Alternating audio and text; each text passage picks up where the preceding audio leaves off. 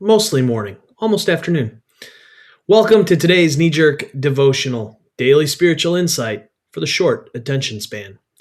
Our passage this morning is Colossians chapter 4, verses 2 through 6. It goes like this: Pray diligently, stay alert, with your eyes wide open in gratitude. Don't forget to pray for us, that God will open doors for telling the mystery of Christ, even while I'm locked up in the jail. Pray that every time I open my mouth, I'll be able to make Christ plain as day to them. Use your heads as you live and work among outsiders. Don't miss a trick. Make the most of every opportunity. Be gracious in your speech. The goal is to bring out the best in others in a conversation, not put them down, not cut them out.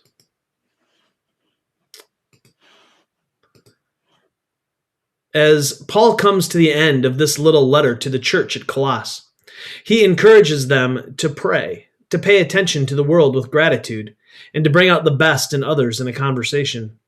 This morning, I've been thinking about Dot on Tap tonight. Our conversation topic is going to be about why our current crises have caused division as opposed to bringing us together. I'm struck that this bit about bringing out the best in others in a conversation has something to say in the matter. I wonder, do those of us who seek to follow Christ have this as our goal? In the more literal translations like the NRSV or the NIV, we see the translation, so that you may know how to answer everyone. And this is tied to the statement of, let your speech always be gracious, seasoned with salt. I think that Peterson gets to the heart of it. He allows the imagery of seasoned with salt have its full way with what Paul was writing. Properly salted food tastes its best when compared to undersalted or oversalted food.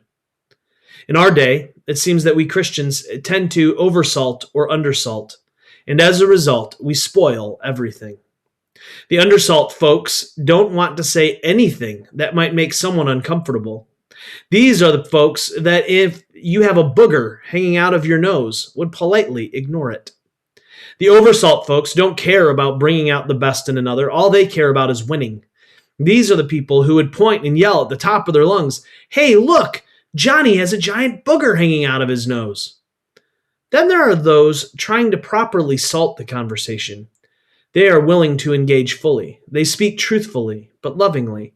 They listen, seek to understand, more so than just simply winning a conversation. These people would gently come up to you and whisper in your ear, "My friend, you have a booger hanging out of your nose."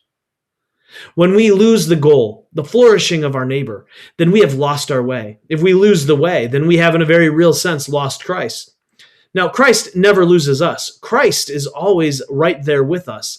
But in our desire to not make waves or to simply win, we lose sight of Christ.